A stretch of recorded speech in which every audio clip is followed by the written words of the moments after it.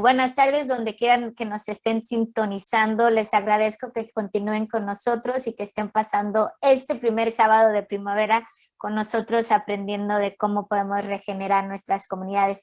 Para mí es un honor tener la presencia de estas mujeres tan importantes y voy a darles la oportunidad que ellas se presenten y que nos compartan un poquito más de ellas, pero por ahora quería agradecerles por estar aquí, por todo su trabajo y por compartir su sabiduría con todos nosotros, y ojalá podamos poner en práctica lo que por muchos años ustedes han estado haciendo. Entonces vamos a comenzar con la doctora Ann López y luego vamos a continuar con Yolanda Silva. Si se pueden presentar y compartir, y luego podemos tener un diálogo. Muchísimas gracias, doctora Ann. Con mucho gusto. Bienvenida. Buenos días a todos. Mi organización se llama Centro para Familias Campesinos, y viene de mi trabajo cuando hice mi doctorado en la Universidad de California en Santa Cruz, porque estudié el efecto del Tratado de Libre Comercio en el campo de México, y estaba muy enojada, muy triste del sufrimiento que encontré entre las familias del campo y las personas que eran forzadas a salir de sus ranchos, a venir a los Estados Unidos, a las ciudades grandes en México como Guadalajara, también los que se mantienen en sus ranchos porque no querían salir y estaban pensando en morir por los efectos del Tratado de Libre Comercio. Y después de estudiar como 20 ranchos ahí en México Central Oeste, entonces vine a Watsonville y Salinas, California, para hacer las entrevistas con las familias que han inmigrado a este país. Y después de ver tanto sufrimiento, tanta tristeza de la separación de familia, estaba en una crisis mental porque pensaba, ¿cómo es posible que estoy en una ciudadana de un país que hace cosas tan horribles, que firmen tratados así, que causan desastres humanitarios? Y iba después de hacer mi doctorado a ir a dar clases y seguir con las investigaciones en una universidad, pero en vez de hacer esto pensaba, bueno, el público necesita saber de eso. La gente necesita saber de lo que está pasando porque no había nada en los periódicos sobre este desastre, casi nada. Entonces empecé a ir a hablar a quien quería escucharme y en tiempo, más y más gente estaba preocupada como yo, y empezamos el Centro para Familias Campesinos. Y la meta principal es informar a la gente aquí en los Estados Unidos del sufrimiento que ha causado este Tratado de Libre Comercio, y para parar ¿cómo es? Quejando sí, sobre la gente que están emigrando aquí sin documentos porque no tenían otra manera de sobrevivir para sí mismos ni tampoco para sus familias en México. Entonces, por eso hablamos, yo hago discursos por todos lados, en todos lados de los Estados Unidos, Y después de empezar esta parte, un grupo de gente me reuniban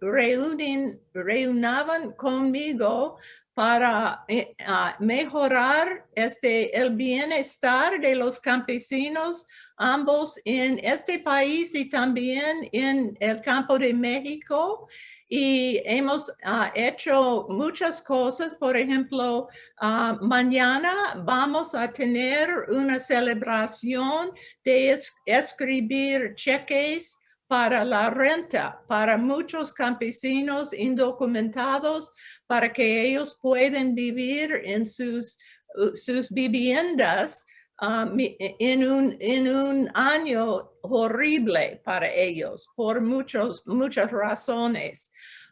El 9 de abril vamos a tener una distribución de comida, de cosas para la casa como pañal, jabones, papel del baño, cosas así, ropa, comidas vegetarianos, cosas para el cuidado de la mujer, muchas cosas. Es como algo como una feria. Y mañana vamos a tener la primera clínica de vacunas contra el COVID para todos los campesinos y vamos a tener más el 9 de abril, una clínica más grande. Y mañana vamos a ver como 70 campesinos indocumentados y el 9 como entre 400 y 450 familias.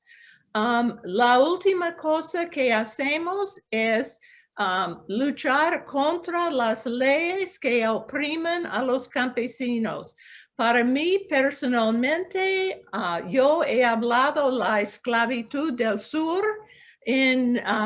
hace como 200 años y yo veo lo que está pasando en los files hoy en día es como una otra clase. Pero en vez de tener una persona que está dueño de otros cuerpos, como los esclavos en el sur, tenemos un sistema en que hay reglas, leyes, regulaciones, muchas cosas que oprimen a los campesinos y de que ellos no pueden escapar. Y por eso estamos luchando fuertemente contra eso. Hemos tenido un poco de éxito, por ejemplo, después de 9 años de luchar, quitaron todas las reglas en las 24 campos de migrantes que está controlado por el Estado, quitado esta regulación de 50 millas.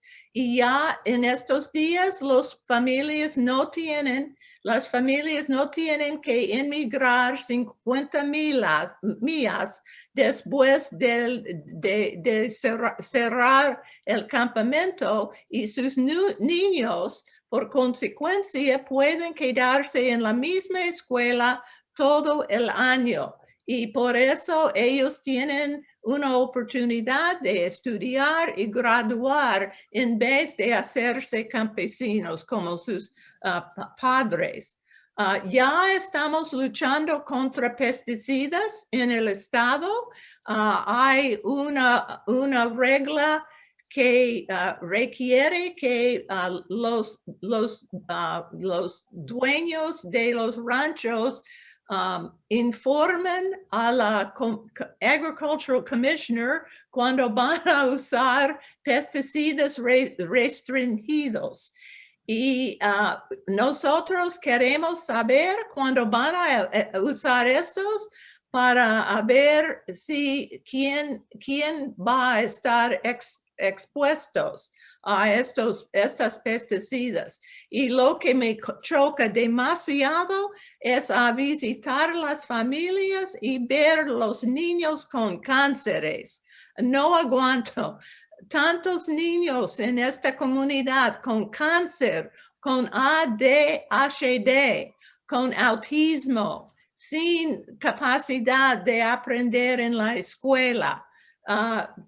estas pesticidas. Y en este condado de Santa Cruz, donde vivo yo, han usado en 2017 1 millón de libras de pesticidas y 400,000 de este millón causan cáncer.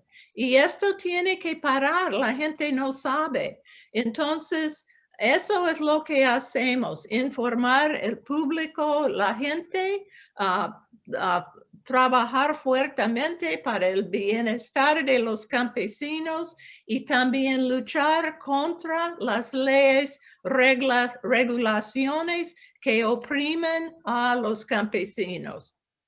Así, gracias. Muchas gracias, doctora Ann. Por favor, a los que estén escuchándonos, si tienen preguntas basado en lo que dijo la doctora Ann, por favor póngalas en Facebook o si nos están sintonizando en YouTube, mientras pasamos con nuestra compañera Yolanda y después tendremos un diálogo. Muchísimas gracias por el trabajo que hace doctora Ann y ahorita regresaremos con usted. Ahora le damos la bienvenida a nuestra compañera Yolanda y nuevamente si tienen preguntas, pónganlas en donde nos están sintonizando y ahorita abriremos el diálogo. Muchísimas gracias. Bienvenida, Yolanda. Muchas gracias, Erika, y muchas gracias, doctora Ann, por su testimonio. La verdad que es muy impresionante y organizaciones como la de usted las necesitamos fuertes y creciendo en todas partes, no solamente de California, en los Estados Unidos, sino en todas partes donde hay discriminación contra las minorías, particularmente en este caso aquí con los latinos en California. Y también quiero dar las gracias a ti, a Erika, a Miguel, a todos los que están organizando este foro, que es muy importante que comencemos un diálogo entre nosotros y busquemos soluciones conjuntas. Mi nombre es Yolanda Silva, soy nicaragüense y emigré a los Estados Unidos hace unos 25 años más o menos. Y como toda mujer emigrante, sin saber nada, sin conocer el idioma, llegué como turista, me quedé indocumentada. Fue muy difícil los primeros años, a pesar de que mi familia vivía ya aquí en los Estados Unidos y yo fui la última persona en emigrar. A pesar de eso, fue muy difícil, la misma historia que conocemos en todos los emigrantes. No conocías el idioma, no tenías papeles, no tenías un hogar fijo, madre soltera. Y aún así, bueno, empecé a trabajar. De Nicaragua yo traía bastante experiencia en trabajo comunal, trabajo organizativo con mujeres, con las familias en los barrios, en el campo. Traía bastante experiencia de trabajo comunitario de mi país. Les quiero recordar que incluso en 1979 pues hubo una revolución en mi país y de ahí traíamos todo ese bagaje rico de movimiento cultural, de hacer cosas en la comunidad, de crear nuevas realidades y venía con toda esa inspiración todavía. Cuando viví en San Francisco, empecé yo a organizar junto con otras mujeres un grupo que se llama Mujeres Unidas. Ahora es un grupo fuerte y creo que está ya en varias ciudades. Con el tiempo yo me fui separando porque nuevas líderes empezaron a crecer y a hacer cosas interesantes y uno tiene que saber pues moverse, ¿verdad?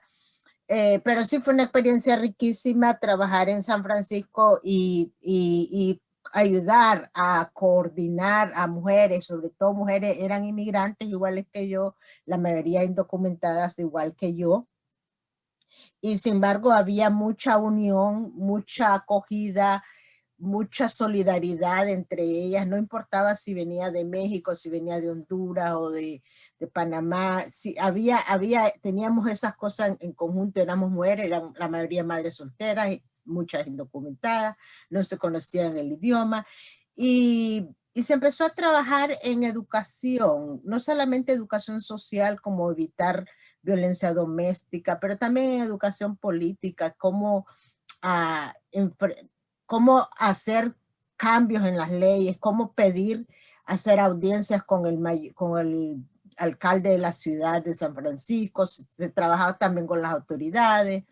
Y fue muy rico el trabajo. He tenido la dicha y durante estos más de 25 años viendo en los Estados Unidos de siempre estar trabajando en diferentes organizaciones con la comunidad latina en particular, pero también con comunidades de bajos ingresos. Y me ha tocado hacer todo tipo de trabajo, desde ayudar a prevención para mujeres que no queden desamparadas sin vivienda, ayudarles con las rentas, encontrar trabajos, entrenamiento. Y así he llevado todos estos años. Actualmente trabajo para la Universidad de California en el Departamento de Agricultura y Recursos Naturales.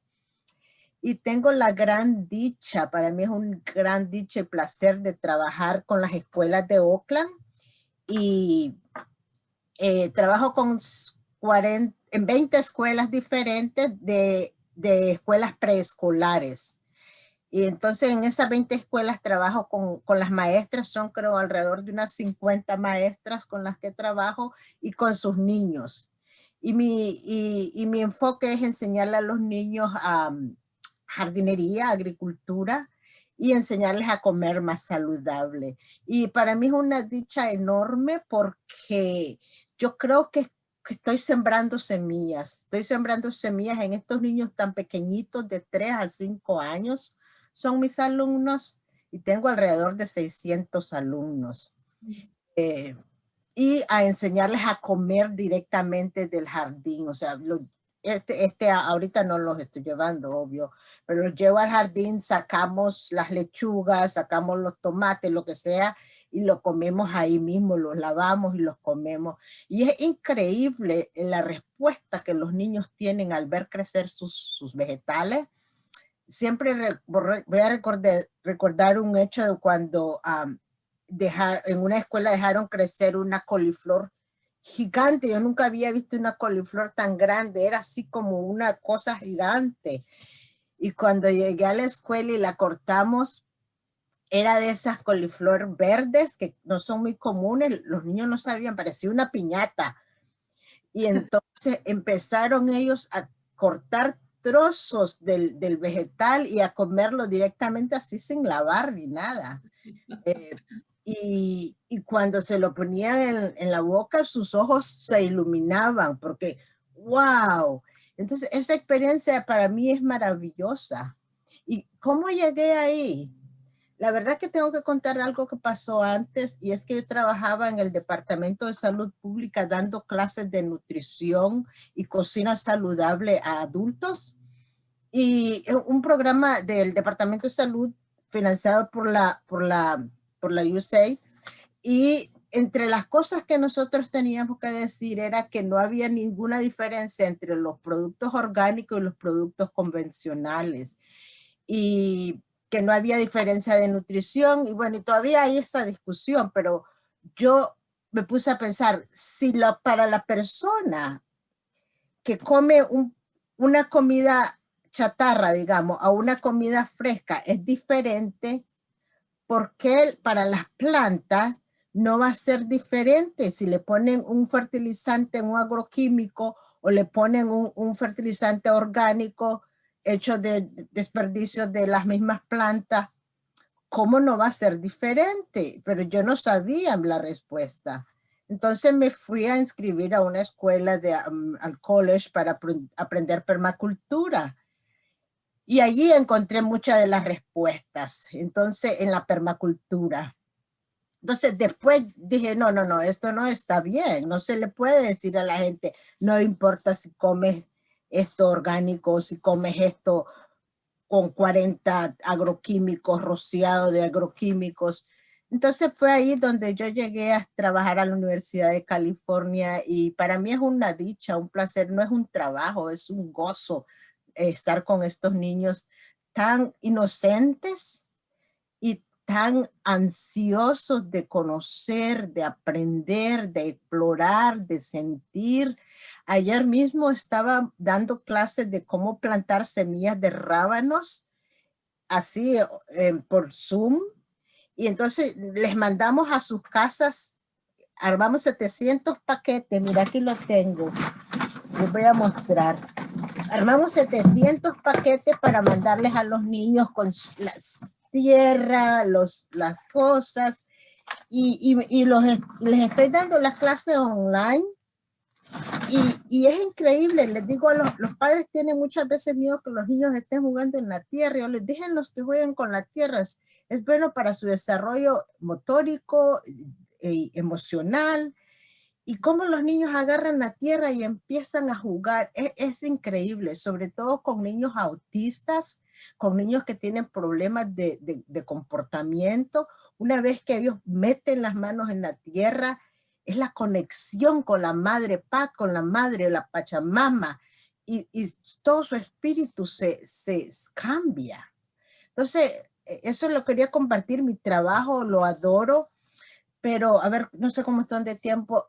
Estaba pensando cuando Miguel me invitó a venir, yo decía, pero ¿de qué voy a hablar, Miguel? Bueno, habla de tu experiencia, me dice, de qué es lo que estás haciendo. Y digo, ¿sabes qué? Voy a hablar. Esta mañana decidí hablar de un tema que casi nunca hablo, casi nunca lo toco, y es sobre el COVID. Porque no me gusta generalmente porque siempre cuando se menciona eso vienen todas las cosas de crisis.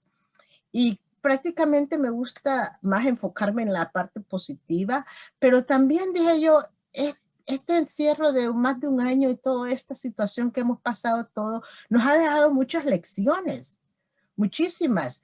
Y hemos aprendido más de lo que ya sabíamos. Por ejemplo, sabíamos que las mujeres latinas son las que ganan menos, que sabíamos que las mujeres latinas son las que más vulnerables están al desempleo, sabíamos que los latinos en general, hombres, mujeres, tienen menos accesos a la salud. Todas esas cosas lo sabíamos. Pero con esto del año pasado lo vimos acelerar aún más. Vimos cómo, por ejemplo, creo que una mujer latina gana 55 centavos en comparación con un hombre no latino que gana $1, o como el 18% de las personas latinas, más que 4%, 5% más que los otros grupos étnicos, están en el desempleo, perdieron sus trabajos. La industria más afectada fue la industria de hotelería y restaurantes, que sabemos que son, independientemente si es comida japonesa, si es comida tailandesa, sabemos que atrás los que están son latinos, haciendo las pizzerías, siempre sí. Fueron las comunidades más afectadas, y eso, como ya sabíamos esa estadística y ahora lo vemos más. Y entonces yo digo, con la crisis que viene, porque sabemos que van a venir otras, también lo sabemos, ¿qué va a pasar con los latinos? ¿Qué vamos a hacer nosotros para ayudar a nuestra gente? Porque vemos que en California, por ejemplo, hay menos lluvia, más incendios forestales, más agroquímicos en el campo, la capa orgánica principal de la tierra se está perdiendo. Si tú vas por el lado de Fresno y en verano ves unas ventaleras así, cuando está perdiendo la erosión, y todo eso afecta terrible, grandemente a nuestra familia latina, porque son la mayoritariamente latinos los que trabajan en el campo. Y también vimos que durante la pandemia fue las áreas que menos ayuda recibieron, y cuando las autoridades se dieron cuenta, ups, puede ser un poco tarde. Entonces, ¿qué vamos a hacer para prevenir en el futuro estos desastres que sí van a llegar? Lamentablemente, hay que ser un poco realistas, van a llegar y los tenemos que enfrentar. Me gustaría que aportáramos este diálogo, por eso quería darle las gracias a ustedes por organizar esta conversación, y quisiera ¿qué vamos a hacer? Y yo empezaría por escuchar. Hay algo que yo he notado entre nosotros, la comunidad latina, y es que nosotros nos diferenciamos entre el origen de donde venimos, si es mexicano, si es salvadoreño, si es guatemalteco, cubano. Yo creo que es una de las cosas que nosotros tenemos y debemos empezar a trabajar, a no diferenciar entre el origen del que traemos. eso hay, porque dentro de nosotros hay incluso, nosotros somos víctimas de racismo, pero dentro de nosotros también estamos siendo racistas con algunas comunidades. Lo otro que me gustaría enfocarme es a abrir más foros de diálogo, escuchar qué es lo que la gente quiere, no imponer soluciones, ver cómo la gente podría delegar el trabajo y sobre todo hacer este diálogo más rico y fructífero. Y bueno, por ahora creo que ya terminó mi tiempo. Podemos empezar a dialogar. Pues qué honor. Yo quiero preguntarle esto, quiero preguntarle otro. Creo que estamos viendo vamos a dialogar y quiero que tengan esa conversación de la que mencionas, Yolanda. Bueno, hablé un poquito antes del panel, sobre mi experiencia, pero como hija inmigrante, también campesina en México, de padres campesinos, la mayoría de mi pueblo está en Watsonville o Salinas, de Gómez Farías, Michoacán, doctora Ann. Así que tal vez conozca a algunos de mis familiares que siguen trabajando los campos de agricultura ahí en Salinas. Y pues mis padres y nosotros migramos al sur de California, que es Oxnard, otra área de fresas, agrícola costera, pero con muchos problemas ambientales de los que ambas mencionaron. Y estoy de acuerdo, Yolanda. Estos problemas de los que se habla durante esta pandemia de COVID es como ponerlos en una lupa y nomás se hicieron más grandes, pero siempre han existido ahí, pero es hora de que como comunidad colectivamente los enfrentemos como mejor sabemos, ¿no? Pero eso es lo que quiero, ese es el diálogo que quiero tener con ustedes. Yo fui parte de un grupo que hicimos una investigación de cómo el COVID-19 impactó a nuestras comunidades campesinas. Solo es enfocado en campesinos en el estado de California. Estoy más que feliz que compartírselos, pero me imagino que ustedes lo han visto al rojo vivo con las familias en los condados donde trabajan.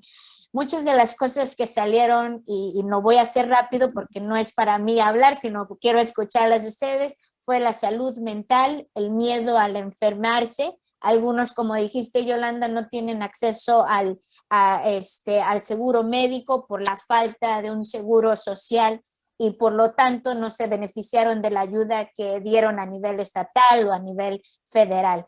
Entonces nuestras comunidades están siendo, como decimos, afectadas a un nivel más que anteriormente, pero ¿qué les podemos decir porque mi mamá siempre me decía cuando yo le decía, mamá, estamos en una crisis económica, ella me decía, hija, siempre hemos estado en una crisis, así que síguele, échale ganas. Entonces, para nuestras comunidades, además de trabajar colectivamente, ¿qué es lo que ustedes piensan es lo más importante que debemos hacer para regenerar nuestras comunidades saliendo de la pandemia?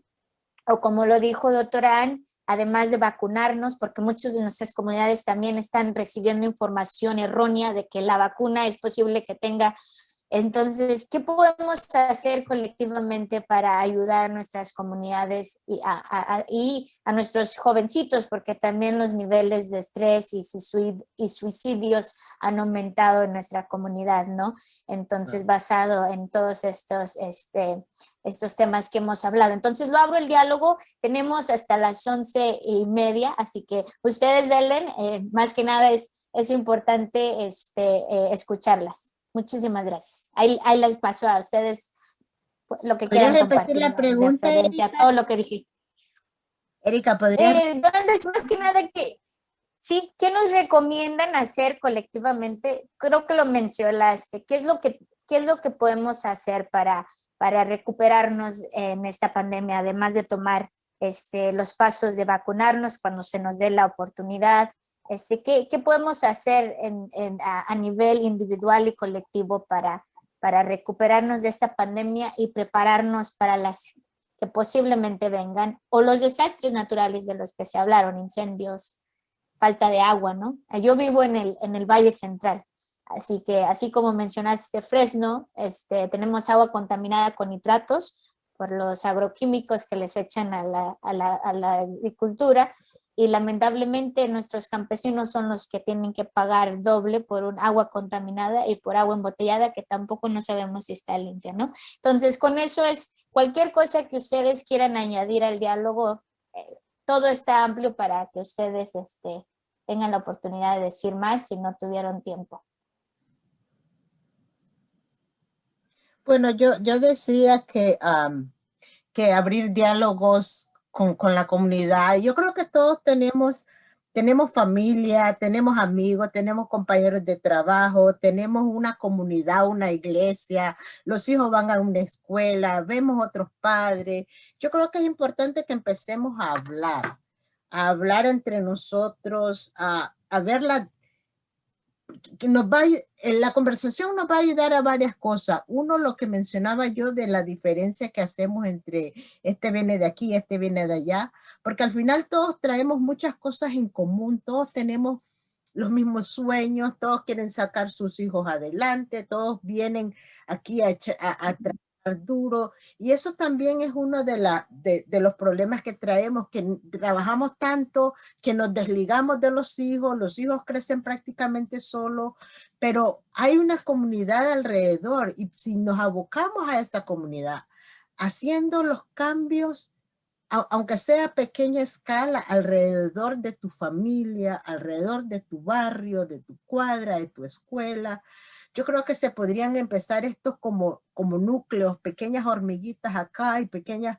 por acá, haciendo como se hace las rizomas, como se hacen en el suelo, las bacterias, creando ese tejido social que podríamos eventualmente unirnos a todo. Entonces, mi sugerencia es que empecemos a conversar, que empecemos a hablar con nuestra familia, con nuestros amigos, que eduquemos y que nos eduquemos también, porque hay muchísima desinformación y lamentablemente la información está en manos de 4 corporaciones desinformativas y eso es lo que muchas veces absorbemos y eso es lo que muchas veces creemos. Pero no sé si Dr. Ann tiene algo más para agregar. Estoy segura que sí. Yo quiero decir gracias, Yolanda, por enseñar a los niños cómo amar la tierra. Eso es tan importante porque estamos en una cultura aquí que está muy, muy dividido o muy separado de la tierra y está destruyendo la planeta. Tenemos que parar esta basura. Tenemos que guardar nuestra Pachamama, ¿verdad? Si queremos tener una futura para nosotros y nuestras familias. Pero entonces en mi vida, yo soy biracial, soy media mexicana, mi padre es mexicano de Hermosillo, se casó con mi madre que es gabacha de Arkansas, del sur. Imagínense, no era buen matrimonio, pero me nací en un tiempo al sur de California en que era ilegal para las razas a unirse, a casarse. Entonces, mi padre y madre fueron a Arkansas en el sur para casarse porque allí solo reconocieron negros y blancos. Entonces, cuando yo me nací, yo estaba como un crimen. Ustedes conocen a Trevor Noah. Él escribió un libro que se llama Nacido un crimen y así era yo. Y mi padre quería que yo me eduque más que todo, entonces fui a escuelas con todos gabachos y era horrible para mí socialmente porque los niños no querían hacer amistades conmigo, me llaman nombres horribles, chismes, era horrible. Entonces, lo que hice yo es correr en las montañas cerca a mi casa y hice amigos con la naturaleza, los animales, todo eso. Todavía aquí estoy en Felton, en las montañas de Santa Cruz, mirando las ardillas, los pájaros, toda la naturaleza, y tengo 2 grados en biología. Así es. Entonces, lo que hacemos en nuestra organización para ayudar con la cosa de COVID es, número 1, ya tenemos clases de computadora para los indígenas de Oaxaca, porque tenemos un digital divide. ¿Cómo es? Una división digital horrible.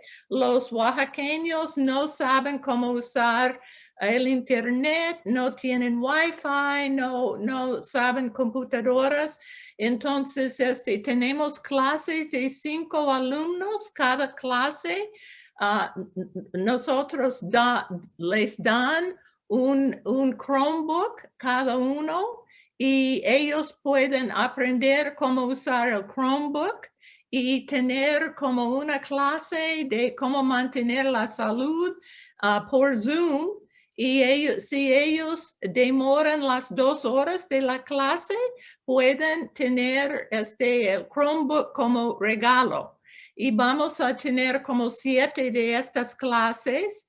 Y en eso podemos comunicar entre nosotros para que ellos son parte de la comunidad. Yo también averigüé que en el campamento migrante de Buena Vista, aquí en Watsonville, entonces no había Wi-Fi todo el año pasado. Me enojé mucho porque ya quitamos esta regulación de 50 millas para que los niños puedan aprender, y ya no tienen Wi-Fi y no pueden aprender. Entonces, una cosa que hago yo es levanto infierno. Entonces, eso es lo que hice en el condado, y ya tenemos una persona en la comunidad que va a poner el Wi-Fi. Y yo creo que empezando en abril, cuando vengan otra vez los inmigrantes, van a tener su Wi-Fi. Entonces, con Wi-Fi y con conocimientos de cómo usar la computadora, pueden la gente entender lo que está pasando con COVID. Y además estamos haciendo estas clínicas de COVID para la gente de Oaxaca que son indocumentados, y ellos son los más importantes porque ellos casi todos son indocumentados y viven en temor constante de deportaciones y de la fracturación de sus familias. Entonces, hemos pedido que estas clínicas están en lugares en que sienten seguros, que no tienen que preocuparse por la migra, ni ICE, ni nada. Y empezamos con eso mañana mismo, y otro más grande el 9 de abril. Así. Muchas gracias, doctora Ann. Parece ser que yo quiero seguir la charla y les voy a preguntar, dijo algo muy importante, hay que causar infierno o causar burulla o ruido para cambiar cosas específicas. Sé que, Yolanda, tú estás haciendo y plantando, como dijiste, las semillas en nuestro futuro, y creo que esa va a ser la clave, porque los niños son nuestro presente, y si lo hacemos bien van a ser nuestro futuro. De otra forma va a ser complicado. ¿Qué es el infierno que estás levantando, Yolanda? ¿Y cómo podemos ser parte de tu movimiento? Y si no le quieres llamar así, ¿cuál es tu movimiento al que quieres invitar a los radioescuchas? Y yo, más que puesta, si abres tu clase de jardinería, yo más que feliz. Y me imagino que unos cuantos que nos están viendo también quieren aprender lo que les estás enseñando a los niños. Entonces, déjanos, y ahorita pasamos con la doctora Ann, para ver cómo podemos apoyarlas en su movimiento, porque la idea es de que aunque estamos en diferentes partes, estamos tratando de crear un California mejor y un mundo mejor para nuestros niños ahora, para nosotros y las futuras generaciones. ¿Te la paso, Yolanda? Sí, claro, gracias. Bueno, yo en particular he tratado de involucrar, aparte de los niños y a las maestras, tratar de involucrar también a las familias. Y hacemos, de vez en cuando hacemos actividades en diferentes escuelas donde los padres vienen a aprender hacemos ferias de salud. No soy yo la organizadora, pero nos invitan a venir. Y entonces es interesante ver, por ejemplo, en una de las ferias de salud que asistí con todas mis tierritas y mis tachitos y mis semillitas, a un niño de preescolar, como de 3 añitos, le estaba enseñando a su hermano mayor, como de unos 10 años, a cómo plantar. Entonces la mamá se quedó totalmente asustada y me dijo, no puedo creer que mi niño más chiquitito sepa más plantar que el niño grande. Y le digo, bueno, porque este niño viene a mi escuela. Y entonces me decía que en ese verano, después me lo encontré al año siguiente, me decía que ese día se llevaron varias plantitas y me decía que ese verano habían plantado tomates, chiles y no sé qué más en el jardín, y que a partir de entonces ellos estaban viendo cada verano hacer lo mismo y expandir un poco más el jardín que tenían, y que ya no iban a ir a comprar más, porque una vez que probaron un tomate cortado de la planta de su casa, no quieren ir más a la tienda, no quieren más ir al Safeway, no quieren más ir a esas corporaciones a comprar esos tomates totalmente desabridos, sin sabor y sin olor. Entonces decía que estaban fascinados de toda la familia, y que estaban también pasando la voz con sus hermanos y otras. Entonces ese es el trabajo de hormiga, el trabajito de que lo haces con una familia, esa familia se inspira, lo hace con el vecino, porque la verdad que todo el mundo quiere vivir mejor, y entonces tú aprendes del que está haciendo algo bueno, el vecino que está haciendo esto, tú aprendes. Y eso es lo que yo diría, enfocarnos. Si no tenemos el acceso de tener una organización, gracias a Dios, como la que tiene Ann, pero tenemos una familia o tenemos una iglesia, empezar por ahí, empezar de pequeño y siempre trabajar, ser constante, ser positivo, mandar siempre los mensajes de alegría, de que cambios se pueden realizar, porque los cambios siempre tienen que empezar de abajo para arriba, nunca vienen de arriba para abajo. Los cambios siempre empiezan en las bases, y son las bases en las que nosotros estamos y con las que nosotros trabajamos. Exacto. Pues yo me voy a apuntar a alguna de tus charlas, Yolanda, y espero que esta no sea la última oportunidad de charlar contigo, porque tú me inspiraste ahora para seguir los pasos de mis papás. Tienen su huerta acá afuera, pero últimamente no he tenido tiempo, pero debería aprender más de personas como tú a cuidar nuestra Pachamama y pasar más tiempo con ella. Entonces, doctora Ann, ¿cómo podemos apoyar sus esfuerzos? Y la idea de esta coalición o este movimiento de regeneración comunitaria es de que muchas organizaciones o personas o líderes organizadoras como Yolanda nos acompañen en el movimiento, y que nomás seamos esas hormiguitas en cada parte de nuestra comunidad para trabajar colectivamente en todo el estado de California, y parece ser que tienen gente que las está viendo desde San Cristóbal de las Casas y les manda saludos y les agradecen por esta linda charla. Entonces, doctora Ann, ¿cómo podemos apoyar sus esfuerzos? Como voluntarios, necesitamos voluntarios a las distribuciones.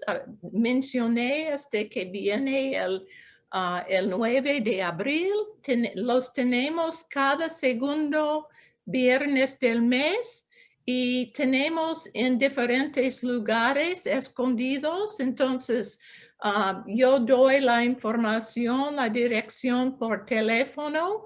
Pueden llamarme a 831-335 5492. Si quieren ser voluntario para ayudarnos en estos eventos, también pueden donar dinero porque no tenemos nadie que está pagado. Todos somos voluntarios en este trabajo, menos 3 campesinos que pagamos para ayudarnos con los eventos.